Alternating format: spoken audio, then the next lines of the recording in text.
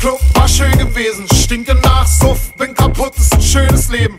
Steig über Schnapsleichen, die auf meinem Weg verwesen. Ich seh die Ratten sich satt fressen im Schatten der Dönerläden. Stapft durch die Kotze am Kotti, Junks sind benebelt, Atzen rotzen in die Gegend, benehmen sich daneben. Szene schnösel auf, verzweifelter Suche nach der Szene. Gepierste Mädels, die wollen, dass ich Straßenfeger lese.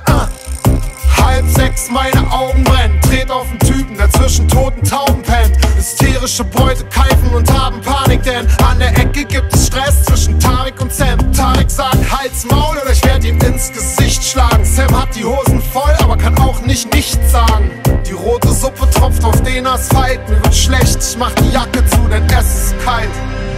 Guten Morgen Berlin, du kannst so hässlich sein, so dreckig und grau.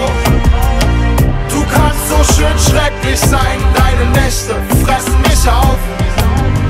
Es wird für mich wohl das Beste sein, ich geh nach Hause und schlaf mich auf.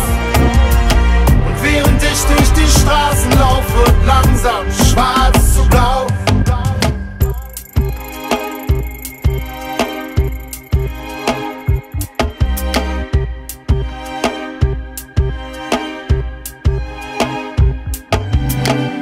Gestalten im Neonlicht, mit tiefen Falten im Gesicht. Die Frühschicht schweigt, jeder bleibt für sich.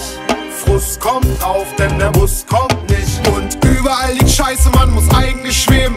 Jeder hat einen Hund, aber keinen zum Reden. Ich atme ständig durch den Mund, das ist Teil meines Lebens. Ich fühle mich ungesund, brauch was Reines dagegen. Ich hab einen dicken Kopf, ich muss einen Saft haben. Ich hab dringlichen Bock auf Bagdads Backwaren.